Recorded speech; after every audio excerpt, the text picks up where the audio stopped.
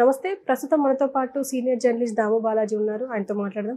నమస్తే సార్. నమస్తే. సార్, బర్రెలక్క ఒక వీడియో విడుదల చేసింది. దాంట్లో అంటే నేను చచ్చిపోతానేమో అన్నట్టుగా మాట్లాడారు. అంటే ఇదంతా పొలిటికల్ స్టంట్ అనొచ్చా, లేకపోతే ఏదన్నా సింపతి కోసం? అంటే రీసెంట్గానే పెళ్లి చేసుకుంది, ఆ అవకాశం ఉండే అవకాశం లేదు, కానీ ఎందుకు అలా వీడియో విడుదల చేయాల్సి వచ్చింది? ముందు ఆ వీడియోలో ఏముందని చూస్తే ఆమె ఈ మధ్య నాకు ఎక్కువ ట్రోల్స్ చేస్తున్నారు చాలామంది. నేను ఇవన్నీ చూసి తట్టుకోలేకపోతున్నాను. ఆంధ్రప్రదేశ్లో గీతాంజలిలాగా నేను కూడా చనిపోతానేమో అని భయమేస్తుంది నాకు. నేను కొత్తగా జీవితాన్ని ప్రారంభించాను. ఈ మధ్య పెళ్లి చేసుకొని భర్తతో కొత్త జీవితాన్ని ప్రారంభించాను. కానీ నాకు ఈ ట్రోల్స్ నెగిటివ్గా విపరీతంగా వస్తున్నాయి. కామెంట్లు అవన్నీ నేను తట్టుకోలేకపోతున్నాను. సో మీకు అది ఆనందం కావచ్చు, మీకు కంటెంట్ కోసం మీరు చేయొచ్చు, లేదా మీకు వ్యూస్ కోసం చేయొచ్చు, కానీ యువతల జీవితాలు నాశనం అయిపోతున్నాయి. అది మీకు అర్థం కావట్లేదు. నేను ఎవరిని వదిలిపెట్టను, అందరి మీద కంప్లైంట్ చేస్తాను అని చెప్తుంది. ఆ తర్వాత నేను ఎన్నికల కోసమే సోషల్ మీడియాలో ఉన్నాను. ఎన్నికలు అవగానే నేను ఇన్స్టాలో యూట్యూబ్లో ఇన్యాక్టివ్ అయిపోయి నా భర్తతో నేను హ్యాపీగా ఉండదలుచుకున్నాను. నేనేమన్నా తప్పు మాట్లాడుంటే క్షమించండి, మీ ఎడమ కాలు చూపుతో కొట్టండి, అంతేగాని నెగిటివ్గా మాత్రం ట్రోల్స్ చేయకండి అని ఆమె ఏడుస్తూ చెప్పింది. ఈ చెప్తున్నంతసేపు కూడా ఏడుస్తుంది. సో ఆ వీడియో చూస్తే ఆమె సిన్సియర్గానే బాధపడుతున్నట్టుగానే మనకు అనిపిస్తుంది. సో మరి అంత ట్రోల్స్ ఏమొచ్చాయి అనేది నేనైతే ట్రోల్స్ చూడలేదు. మరి ఎందుకంటే ఈ మధ్య ఆమె పెద్ద యాక్టివ్గా లేదు, పెళ్లి చేసుకునింది. పెళ్లి చేసుకున్న దాని మీద ట్రోల్స్ నెగిటివ్గా ఏమన్నా వచ్చాయేమో నాకు తెలీదు. అంటే మనకైతే కనబడలేదు. మనకు కనబడినంత మాత్రం లేదని మనం చెప్పలేము. సో ఓవరాల్గా తీసుకున్నప్పుడు బర్రెలక్క మీద రెస్పాన్స్ చూసుకున్నప్పుడు పాజిటివ్ అనే అనుకోవాలి ఓవరాల్గా చూస్తే. సో ఎందుకంటే ఆమె నిజానికి ఒక పేద దళిత అమ్మాయి. సో నిరుద్యోగుల కోసం నేను ఎన్నికల్లో నిలబడుతున్నానని చెప్పడం, దాంతో అనూహ్యంగా స్టూడెంట్స్ నుంచి, నిరుద్యోగుల నుంచి, తర్వాత పౌర సమాజం నుంచి కొంతమంది ఐలయ్య, జేడి లక్ష్మీనారాయణ, ఆయన కృష్ణారావు గారు,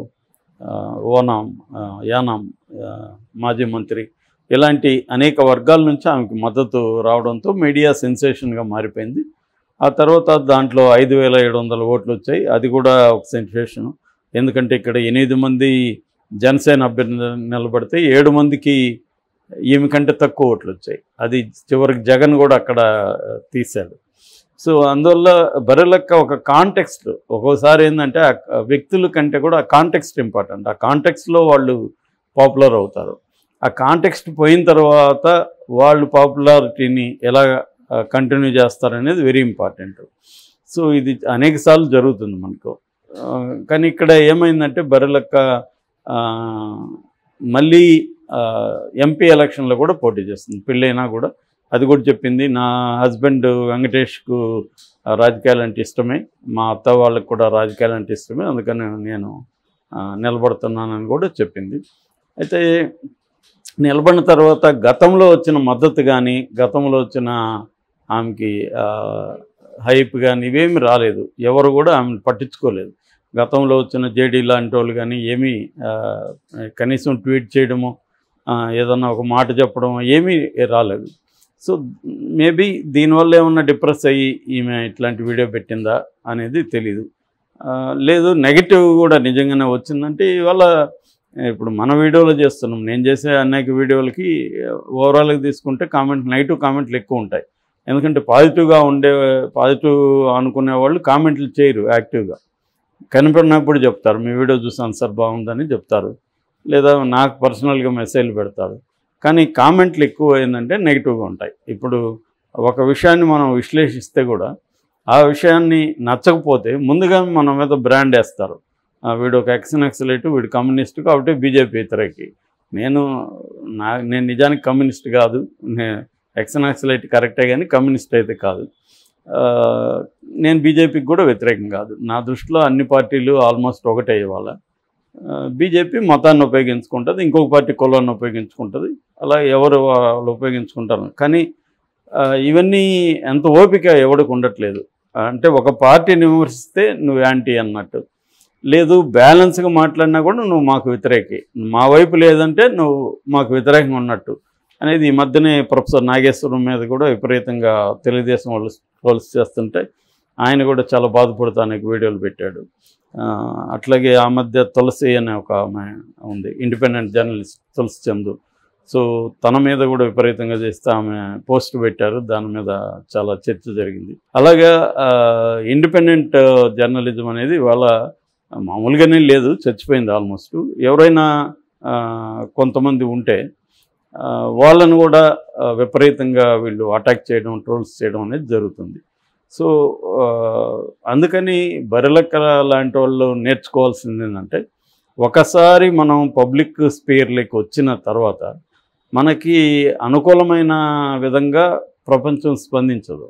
ఎందుకంటే ప్రపంచం ఆల్రెడీ హేట్ విపరీతంగా పెరిగిపోతుంది, రాజకీయాల్లో హేట్ పాలిటిక్స్ అనేది భయంకరంగా ఉంది. వరల్డ్ వైడ్ ఉంది ఈ ట్రెండ్, ఇండియాలోనే కాదు, వరల్డ్ వైడ్ ఇంకా ఎక్కువ ఉంది. నిజానికి చాలా దేశాలతో పోలిస్తే ఇండియా బెటర్. నేను అందుకని అంటుంటా, చాలా దేశాలతో పోలిస్తే బీజేపీ చాలా బెటర్ అనేది నా థియరీ.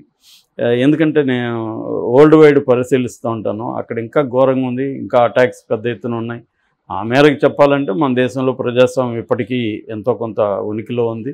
మనకి ప్రతిపక్షాలు ఇప్పటికి కూడా పోరాడుతున్నాయి. ఎంత మోడీ నిరంకుశంగా ప్రతిపక్షాల మీద కేసులు పెట్టినా పోరాడుతున్నారు, ఇంకా ప్రతిపక్షాలు ఉన్నాయి. ఎంతో కొంత ఇండిపెండెంట్ మీడియా ఉంది, సోషల్ మీడియా ఉంది. వీటన్నిటినీ అర్థం చేసుకొని బరిలెక్క నుంచి గుణపాఠం ఏం తీసుకోవాలంటే, ఎవరైనా నువ్వు నీ నెగిటివ్ కామెంట్స్ని పక్కకు పెట్టి మోస్ట్లీ అవి చూడొద్దు. చూడకుండా ఉంటే అసలు అది ఎఫెక్ట్ చూసే కొద్దీ ఎఫెక్ట్ ఖచ్చితంగా అవుతుంది. ఎంతైనా మనం మనుషులు కాబట్టి మనకు తెలియకుండానే ఒక నెగిటివ్గా మనల్ని ఎవరన్నా అన్నారనుకో, ఏం నీకు బుద్ధి లేదా అన్నారంటేనే మనకి కొంత మైండ్లో ఇదవుతుంది రియాక్షన్. సో అందుకని అది హ్యూమన్కి నేచర్, మాటలతో చంపేయచ్చు, మాటలతోనే బతికించవచ్చు అంటారు కదా. అలాగా ఇప్పుడు ఏంటంటే కామెంట్లలో వాళ్ళకి ఏంటంటే ఎవడో తెలియదు వచ్చి పెట్టడమే కదా, వాడు అంతకంటే అతను పీకేది ఏమి ఉండదు కదా.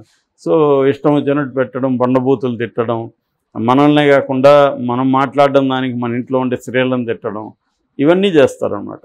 సో అలాగే ఈ అమ్మాయికి కూడా కామెంట్లు చేస్తుంటారు ఖచ్చితంగా, బరిలెక్క మీద కూడా కామెంట్లు చేస్తుంటారు, వాళ్ళ పెళ్లి మీద చేస్తుంటారు, ఇవన్నీ చేస్తారన్నమాట. సో జనరల్గానే హ్యూమన్ బీయింగ్స్ లో అనేక రకాల క్వాలిటీలు ఉంటాయి. ఒక అమెరికన్ గ్యాంగ్స్టర్ అనే ఒక సినిమాలో, డెంజల్ వాషింగ్టన్ సినిమాలో ఒక డైలాగ్ ఉంటుంది.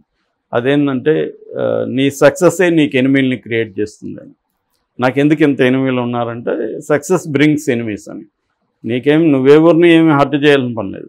నువ్వు సక్సెస్ అయితే ఒక ఫీల్డ్లో ఆటోమేటిక్గా నీకు ఎనిమీస్ కూడా తయారవుతారు. సో అది సైడ్ ఎఫెక్ట్, అది ప్యాకేజ్ కంప్లీట్గా. సో నువ్వు సక్సెస్ అయితే నాకు ఏమీ లేకుండా ఉండాలంటే కుదరదు. You have to deal with negative people also.